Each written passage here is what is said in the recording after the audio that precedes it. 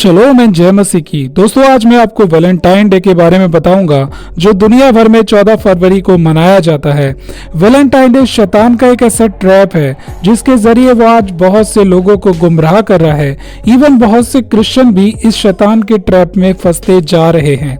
हम देखेंगे कि बाइबल इसके बारे में क्या कहती है, लेकिन उससे पहले मैं आपको इतिहास से कुछ दिखाना चाहता हूँ।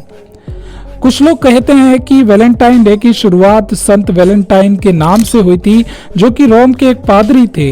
लेकिन बहुत कम लोग इस बात को जानते हैं कि प्राचीन रोम में वैलेंटाइन डे को किसी और नाम से जाना जाता था और वो नाम था लुपरकेलिया।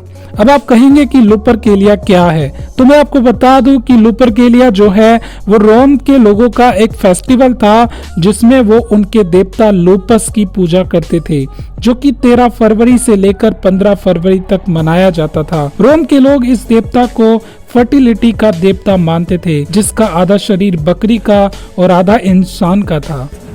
रोम की मिथोलॉजी के अनुसार ये भी कहा जाता है कि दो जुड़वे भाई थे जिन्होंने रोम देश की नींव को रखा था। इनके बचपन में ये दोनों एक गुफा के अंदर पाए गए, जहां पर एक मादा भेड़िया थी जिसका नाम था लुपस।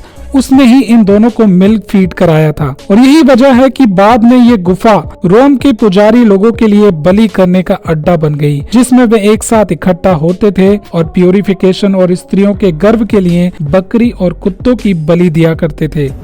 और फिर इन जानवरों की खाल से कोड़े बनाकर और उन्हें बलि किए गए जानवरों के खून में डुबाकर सड़कों पर ले जाते थे और फिर इन कोड़ों से स्त्रियों को मारते थे, क्योंकि उनका मानना था कि ऐसा करने से वे गर्भ को धारण कर लेंगी। और जैसा कि आप इस पिक्चर में भी साफ तौर पर देख सकते हैं कि किस तरह से लोग जानवरों की खाल से बने हुए कोड़ों को स्त्रियों पर मारते हुए दिखाई दे रहे हैं। और यहीं से इसे एक रोम में एक परंपरा के रूप में मनाया जाने लगा, जिसमें जवान पुरुष और लड़कियां अपने अपने नाम को लिखकर एक जार यानी कि एक बर्तन में डाल दिया करते थे। ये एक तरीके से एक लव नोट था जिस पर स्त्रियों और पुरुषों का नाम लिखा होता था, और जिस पर जिस पुरुष का नाम या स्त्री का नाम लिखा होता था वो उसके लिए लस्ट पार्टनर बन जाया करती थी, जिसमें वो 14 फरवरी तक व्यभिचार और कुकर्म किया करते थे। और इस तरह से 14 फरवरी वासना और लस्ट से भरा हुआ एक बुतपरस्त त्योहार बन गया।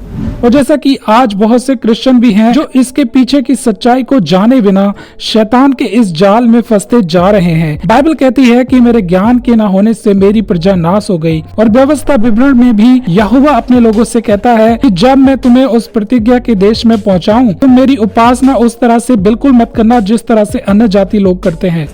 और यहाँ तक कि होशे की किताब में भी वो कहता है कि हे इज़राइल, तू अन्य जातियों के समान उनके कामों में मगन मत हो।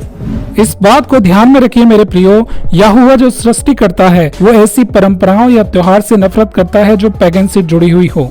लेकिन मैंने फेसबुक पर बहुत से मसीहों को भी देखा है जो वैलेंटाइन के दिन को मसीह के बलिदान के साथ जोड़कर देखते हैं। लेकिन मैं आपको बता दूं कि ऐसा करना पूरी तरह से गलत है। आप मसीह के महान प्यार की तुलना किसी पैगन और मूर्ति पूजक त्योहार के साथ नहीं कर सकते। ऐसा करने से परमेश्वर की निंदा होती है।